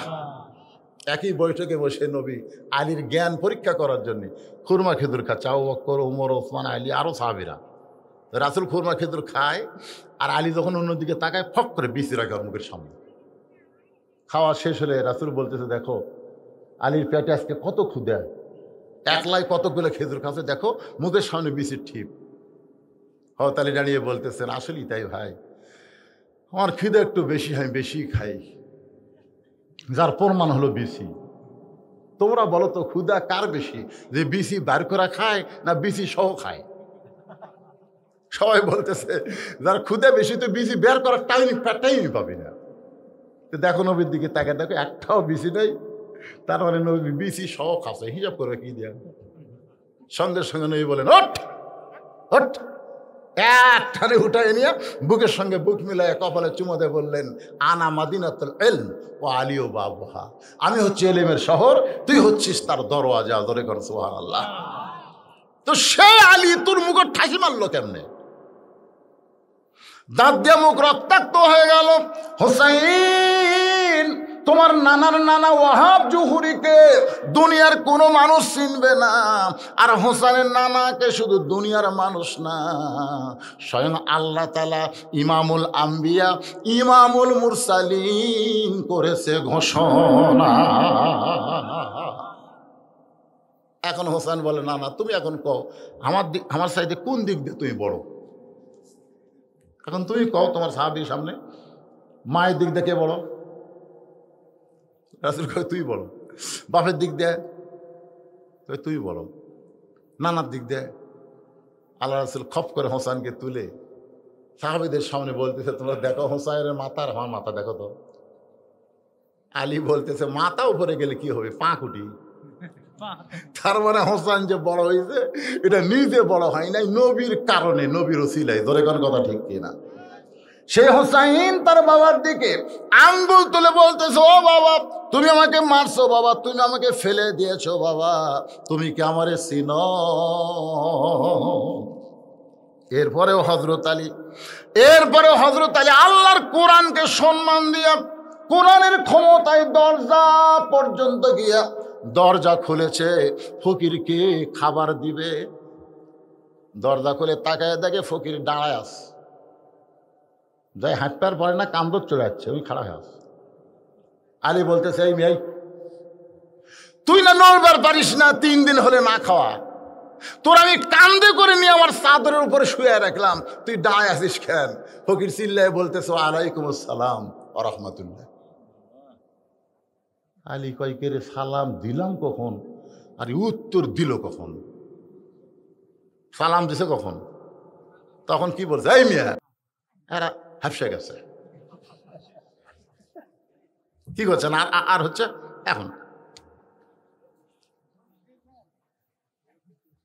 তা আমাকে এই যে একটা গন্ডগোল, ফেতনা ফাসাদ, আমাকে বাংলাদেশ সবচেয়ে কম না বেশি? কথা কর না কেন? একজন ক্ষমতার থাকবি আর একজন জেলের মধ্যে থাকবি, একজন অসুস্থ হয়ে মরে যাবি, বিদেশি চিকিৎসার চান্সও পাবি না। জোরে কোন কথা ঠিক কিনা? এই ফেতনা ফাসাদ গন্ডগোল করবি, এটা ফেরেশতারা কিন্তু আল্লাহ কছিল যে আল্লাহ আমরাই তো আপনাকে আপনার তসবিহ তাহলিল এগুলো করতেছে, আবার খামাখা আদমক তৈরি করবেন। আল্লাহ একটা কথা বলেছিলেন, মারিফতের কথা, ইন্নী আলামু মালা তা'লামুন, আমি যা জানি তোমরা তা জানো না। ফেরেশতাদের বলেছে, তোমরা তা জানো না, আমি আল্লাহ যা জানি। এই কথা বলার পেছনে কারণ হলো, দুনিয়াতে আমরা ফিতনা ফাসাদ গন্ডগোল করার পরেও কিন্তু আমরা মুসলমান। আল্লাহ বলেছেন, লা তামুতুন্না ইল্লা ওয়া আনতুম মুসলিমুন, তোমরা মুসলমান না হয়ে মরো না। ওই ফকির বলতেছে, আলী রে, আসলে আমি ফকির না, আমি হলাম আল্লাহর রহমতের ফেরেশতা। জোরে কান সুবহানাল্লাহ। আমাদের মধ্যে একটা গবেষণা চলতেছে ফেরেশতাদের মধ্যে, যে এক আলীকে আল্লাহ এত দিল কেন? রাসূল বলেছে, স্বামী হিসাবে আলী আমার চাইতে ভাগ্যবান। কে বলছে? রাসূল বলেছে, স্বামী হিসাবে আলী আমার চাইতেও ভাগ্যবান। আমি নবী হয়ে কি করবো রে? আমার খাতিদা জান্নাতি হবি, কিন্তু জান্নাতি নারীদের নেত্রী হবি না। কিন্তু আলীর বউ ফাতেমা খালি জান্নাতি হবে না, জান্নাতি নারীদের নেত্রী হবি। এই হিসাবে স্বামী হিসাবে আলী আমার চাইতে ভাগ্যবান রে। রাসূল বলেছেন, বাপ হিসাবে আলী আমার চাইতে ভাগ্যবান। আল্লাহ রাসূল বলেছেন, বাবা আদম থেকে আমি নবী পর্যন্ত নবীর সন্তানেরা, ছেলেরা নবী হতে পারে, জান্নাতি হতে পারে, কিন্তু জান্নাতি যুবকদের সর্দার কোন নবীর সন্তান হবে না। জান্নাতি যুবকদের সর্দার হবে আলীরই 2 বেটা। তাহলে বাবা হিসাবে আলী কয় নম্বর? কথা কন না কেন? স্বামী হিসাবে কয় নম্বর? আবার জ্ঞানী হিসাবে কয় নম্বর? জ্ঞানী। আবার জিহাদের ময়দানে বীর হিসাবে। একটা যুদ্ধে পরাজয় একেবারে দরজাতে এসে গেছে, মুসলমানের পরাজয় করবি, সব ভয়ে দৌড় মারতেছে, একেবারে দৌড়াদৌড়ি করতেছে মুসলমানেরা। হয়তো আলী চিন্তা করলো, না, আজকের যুদ্ধে বিজয় আসবেই। এই বলে তিনি যে একাই যুদ্ধ শুরু করে দিলেন, সমস্ত কাফেররা হযরত আলীর উপর আঘাত শুরু করলো। তিনি খালি ঢাল ধরলেন, ঢাল। ওরা সমানে খালি ঢালের উপর তীর মারে, বর্ষা মারে, একসময় ঢাল ভেঙে মাটিতে পড়ে গেল। আলী কিন্তু ঢাল পড়ে গেল দেখে নিজে বসলো, তা বসলো না, এক দৌড়ে কামুজ দুর্গের দরজা হ্যাঁচকা টান মারছে। যেই টান মারছে আর দরজা তার হাতের মধ্যে চলে এসেছে। এইরকম যে দরজা 70 জন লোক লাগে খুলতে লাগাতে, সেটা একজনের হাতত, তাও বাম হাতত। ডান হাতে তরবারি, বাম হাতে দরজা। কাফেররা কয় এটা মানুষ নয়, একবারে সবাই দৌড়, এটা মানুষ নয়। আলী কয় রে কি হলো রে, সব তখন দৌড় মারতে ফেলে দিয়েছে, 80 গজ দূরে কাগজের মতন যে উড়ে পড়ছে। সাহাবীরা গিয়ে নবীকে বলতেছি, ইয়া রাসূলুল্লাহ, পরাজয় দরজাতে এসে গেছিল, কিন্তু আলীর কারণে আমরা বিজয়, আলীর কারণে আমরা বিজয়। রাসূল বলে আলীর কারণে তোমরা বিজয়, অথচ আল্লাহ কোরআনে বলেছেন ইজা জা নাসরুল্লাহি ওয়াল ফাত, প্রত্যেকটা বিজয়ে আল্লাহর কারণ। জোরে কোন কার কারণ? তো এখন রাসূল বলতেছে আলীর কারণে কেমনি? বলে হুজুর এই কিছুক্ষণ পরে হয়তো আলী এসে দাঁড়াচ্ছে। রাসূলের খবর কি? আলী বলতে আমার আগেই তো খবর পাচ্ছেন, কামুজ দুর্গের দরজা হ্যাঁচকা টান মেরা ঢাল বানাচ্ছি, সব ভয়ে পলায় গেছে, ফেলে দিছি, 80 গজ দূরে গিয়ে পড়ছে। রাসূল কয় সত্যি তাই নাকি? সত্যি মানে বিশ্বাস করতেছেন না? এতগুলো সাহাবী বলতেছি, আমি বলতেছি। কয় না, আমি না দেখে বিশ্বাস করো না। কয় হুজুর কি দেখবেন? কয় চলো দরজা খুঁটি, যা চল তোল, ফাইলে দিলে 80 গজ দূরে, তাই সেটা তুলবার করছেন। হয়তো আলী যে দরজা ধরে টানে, লিজি লড়ে কিন্তু দরজা লড়ে না। আলী কয় কি হলো? আল্লাহ রাসূল বলে আলী, তুমি যখন যুদ্ধ করতেছিলে তখন তুমি একলা ছিলে না, তোমার সঙ্গে আল্লাহ ছিল। এই আল্লাহর সাথে থাকার কারণে দরজা তোমার ঢালা আছে, আল্লাহর সাথে থাকার কারণে তোমার হাতের জোর না, আল্লাহর কুদরতি শক্তিতে দরজা 80 গজ দূরে গিয়ে পড়ছে। এখন তোমার সাথে আল্লাহ নাই, তুমি একলা হয়ে গেছো।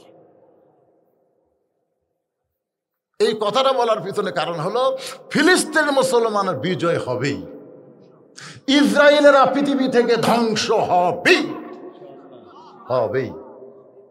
কিন্তু একটা মা যদি সন্তান হবার চায়, যে সন্তান মায়ের পায়ের তলে জান্নাত, সে মাকে কিছু কষ্ট স্বীকার করা লাগবেই। কথা কন না কেন ভাই? প্রথম মা ওই জীবনে বীজ বোঝে, ওইখানে মা হবার চাই, আমার মা করে ডাকবি, আমার মা করে ডাকবি। পেটের বাচ্চা যে এসে কামড় মারছে, মানে এখন দুনিয়াতে আসবি আর থাকবি, তাই সঙ্গে সঙ্গে বিষ খামো, গলা ধরে দিব, মরে যাবো। দাদি নানি দৌড়ে আসে দরজা বন্ধ করে দেয়, কেরে পাগলি চিল্লেস করে, আমি আর দেবো না, মানে এমন আমার কষ্ট শুরু হয়ে গেছে। জোর করে শোয়ায়, পানির মধ্যে নরম কাপড় চুড়ায় কপালত দিয়ে কয় ধৈর্য ধর, অতা সবই সবর, ধৈর্য ধর, মা হবি, পায়ের তলে জান্নাত হবি। এমনি এমনি এখন দাইমা সন্তান টানতেছে, সন্তান একলা আসতেছে না, রক্ত আসতেছে। যেরকম কথা ঠিক কিনা? রক্ত দিয়ে আগে ওই জমিন ভিজে যায়, তারপরে সন্তান বের হয়। সন্তান বার হওয়ার পরেও আবার গল গল করে রক্ত আসে। মা বেহুশ হয়ে গেছে, সন্তানকে গোসল করে মায়ের বুকের উপরে যখন দেয়, মা কিন্তু সন্তানের এই পায়ের পরশে, দেহের পরশে হুঁশ ফিরা হয়, জিব্বা বের করে সন্তানের গালে কপালে চুমু দেয়। দাদি নানি বলে এরই জন্য বিষ খাবার চালু, এরই জন্য গলার দড়ি দিবার চালি, এবার চুমে খাস কেন? মা বলে দাদি দাদি, কষ্টর পরে, রক্তের পরে এইরকম নিয়ামত আল্লাহ আমাকে দিবি, এটা আমি কল্পনাও করিনি দাদি। এক বুকে নেওয়ার সাথে সাথে সব ভুলে গেছি, আবার নেব। আল্লাহ বলেছেন, রাসূল বলেছেন, মা হাদান ইয়াদখুলুল জান্নাতা ইহুব্বু আন ইয়ারজি ইলা দুনিয়া ওয়ালাহু মা আলাল আরদি মিন শাইইন ইল্লা শাহীদুন ইয়াতামান্না আন ইয়ারজি ইলা দুনিয়া ফায়ুক্তাল আশারা মাররাতান লিমা ইয়ারা মিনাল কারামাতি, রাওয়াহুল বুখারী কিতাবুল মাগাজি। এই ফিলিস্তিনের মুসলমান জান্নাতে যাওয়ার পরও, এই হাদিসটা শোনেন বুখারী শরীফের, দুনিয়াতে আসার জন্য ছটফট করবে। আল্লাহ বলে এই দুনিয়াতে শহীদ হওয়ার কারণে তোকে জান্নাতুল ফেরদাউসের মধ্যে রাখছি, আবার দুনিয়াতে যাওয়ার চাস কেন? ও তখন বলতেছে, আল্লাহ প্রথম শহীদ হওয়ার সময় যে মজা পাচ্ছি সেই মজা জান্নাতের মধ্যে নাই, এই জন্য আবার আমরা দুনিয়াতে যাব। ফায়ুক্তাল আশারা মারাতান, কম করে হলো 10 বার আমরা যুদ্ধ করে 10 বার শহীদ হব, তারপরে জান্নাতে আসবো। একবার শহীদ হয়ে আমাকে মনে তৃপ্তি হচ্ছে না, আবার যাব দুনিয়ায়। তার মানে বোঝা গেল ফিলিস্তিনে যারা রক্ত দিচ্ছে, যারা শহীদ হচ্ছে, এরা যে শান্তি পাইছে ওই শান্তি কিন্তু জান্নাতেও নাই। আপনারা কি মনে করতেছেন এই রক্তগুলো বৃথা যাবে? মায়ের রক্ত কি বৃথা যাচ্ছে? মা মা করে মুকুট ফ্যানটা তুলতে সন্তান।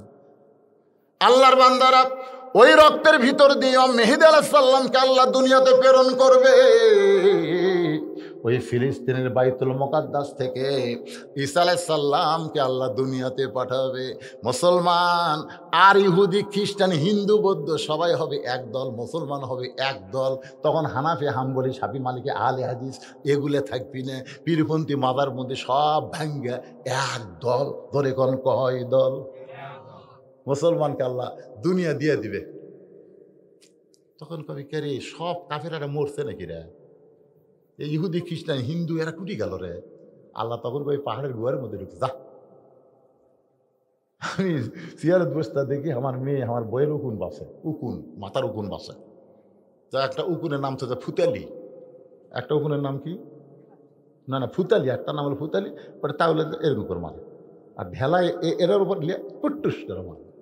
তো মুসলমানরা পাহাড়ের গুহার মধ্যে যায়, ঘাট ধরে টানে বের করে দিয়ে কিরা লুকা চুকা মুসা আলাইহিস সালামের মতন 1 টাকার চড় মারি, 1 টাকার ইহুদি মরবি, খ্রিস্টান মরবি। গোটা পৃথিবীতে উকুন বাসার মতন বেসে আল্লাহ তাআলা গোটা পৃথিবী মুসলমানকে দিয়ে দিবে। জোরে কোন সুবহানাল্লাহ। কষ্টের পরে মা যেমন সন্তান পাইছে, এমন কষ্ট এমন ত্যাগ স্বীকার আমাদের না করলে আমরা কোরআনকে পাবো না। জোরে কোন কথা ঠিক কি না?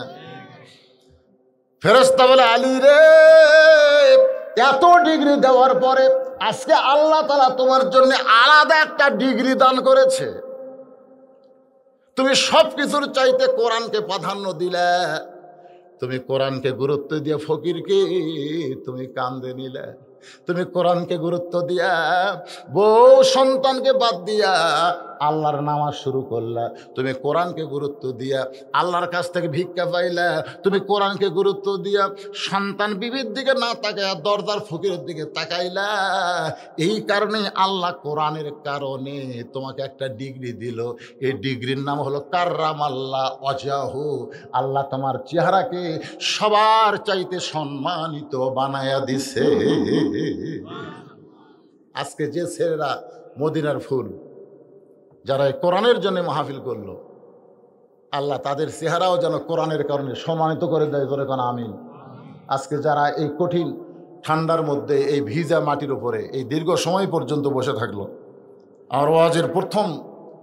আমার ওয়াজের জীবনের এই এত বছরের জীবনে আজকে প্রথম দেখলাম মাহফিল মোনাজাত না করে লোকজন উঠে যায়। আজকে প্রথম দেখছি এইরকম একটা অবস্থায় আল্লাহ শেষ পর্যন্ত আবার লোকজনকে কিছু ফেরত এনে, অনেক কিন্তু আবার ফেরত এসে আবার বসলো, আবার আলোচনা শুনলো। এই কথাগুলো বলতে বলতে রাত 12টা 12:15 বেজে গেল। দীর্ঘ সময় পর্যন্ত আমরা আলোচনা শুনলাম। এর ফাঁকে কিছু দানও করছি কম বেশি, যাই হোক। দিয়েছেন তো আপনারা? কিছু দেননি, কিন্তু দিয়েছেন। যেটুকু দিয়েছেন আলহামদুলিল্লাহ। দোয়া করবেন, এদের জন্য দোয়া করবেন, এই বাচ্চাদের জন্য, এই মদিনার ফুলদের জন্য দোয়া করবেন। আল্লাহ যেন মদিনার মানুষটার মহব্বত এদের কলিজার মধ্যে দেয়। সমস্ত ছেলেরা যুবকেরা যেন রাসূলের সুন্নাতকে আমল করে, রাসূলের আদর্শকে যেন গ্রহণ করে নেয়। সকলে বলে আমিন। আর যারা সর্বাত্মক সহযোগিতা, বিশেষ করে সাবেক মেম্বার সাহেব সহ আব্দুল সালাম সহ যারাই এই মাহফিলের তদারকি করেছেন, আজকে অনেকেরই মন হয়তো এরকম হতে পারে, আমার এই ভাইটা আসার পর থেকে বলছে, হুজুর নানা বলো না লাতি বড়, এই ওয়াজটা করবেন, এটা করবার যায়। যাই হোক, একটা হয়েছে। তারপরও কি আলহামদুলিল্লাহ, কি কন? আলহামদুলিল্লাহ। আল্লাহ কবুল করুক। জোরে কোন আমিন। আস্তাগফিরুল্লাহ রাব্বি মিন কুল্লি জামবি ওয়া তুবু ইলাইহি লা হাওলা ওয়ালা কুওয়াতা ইল্লা বিল্লাহিল আলিয়্যিল আযীম। আল্লাহুম্মা সাল্লি আলা সাইয়্যিদিনা শাফিনা। এই মোনাজাত না করে কেউ যায় না, এত কষ্টের মাহফিল, সবাই মোনাজাত করে যাবেন। মোনাজাত হলো মাথা, বোঝেন না? হতে পারে কবুল, পারে কি পারে না, হতে পারে জীবনের শেষ মোনাজাত। সদস্যের নিয়মটা কি সেরকম? আচ্ছা আচ্ছা, কেউ যদি ইচ্ছা করে মদিনার ফুল সংগঠনের সদস্য হতে চান, সদস্য হওয়ার কয় টাকা সদস্য না? সদস্য একটা টাকা। আচ্ছা আচ্ছা, আপনাদের মধ্যে কেউ যদি এই মদিনার ফুল সংগঠনের সদস্য হতে চান, তাহলে হাত তুলবেন। আপনাদের কাছে গিয়ে ইনারায় নাম লেখায় নেবে। যদি আপনাদের মধ্যে কেউ নতুন সদস্য হতে চান, যদি বছরে 500-1000 টাকা দিয়ে আমি মাহফিল সংগঠনের সদস্য হব, এরকম যদি কেউ নিয়ত পোষণ করেন, একটা নিয়ত করেন, বুঝছেন? ভালো নিয়ত করলেও সব। একটা লোক যদি বলে আল্লাহ আমার টাকা দিলে আমি হজ করবো, এই নিয়ত করা মাত্রই আল্লাহ তাকে হজের সব দেয়। কি জন্যে? ভালো নিয়ত করছে। আর কেউ যদি কয় আমি টাকা বিশাল একটা সিনেমা হল বানাবো, আল্লাহর সাথে সাথে পাপ দেয় না। খারাপ কাজের নিয়ত করলেও আল্লাহ পাপ দেয় না যতক্ষণ পর্যন্ত সিনেমা হল না বানাবে। আর ভালো কাজের নিয়ত করার সাথে সাথে সওয়াব, ধরে কেন সুবহানাল্লাহ। কারণ আপনি যদি সংগঠন আগামী বছর আসতে তুমি মরেও যান, কিন্তু আপনি যে নাম লেখালেন, এই নাম লেখার কারণে আল্লাহ পাক আপনাকে জান্নাতি সদস্য হিসেবে কবুল করে নেবে। একটা শ্রেষ্ঠ সুন্দর নাম হলো মদিনার ফুল। মনে বড় আশা ছিল যাব মদিনায়। এই সাইড একজন হাত তুলছে বাবা, আর একজন নয় নামো। মনে বড় আশা ছিল। আপনার উঠে যাচ্ছেন কেন? কয় মিনিট লাগবে? সালাম আমি করব গিয়া, সালাম আমি করব গিয়া নবীজি রওজায়। মনে বড় আশা ছিল আমি যাব মদিনায়। ভাইজান মেলাগুলো হাত তুলছে রে, আরো দুই একটা খাতা আলা নাই, 1 লাখ কয় টাকা দৌড়াবে। নাম খালি লিখলে হবে না তো, নাম লেখা লাগবে, গ্রাম লেখা লাগবে, বাপের নাম, মোবাইল নম্বর। একটা সদস্য হবার গেলে তাকে যেন আপনি ধরতে পারেন। তার নাম একে শামসুল ইসলাম।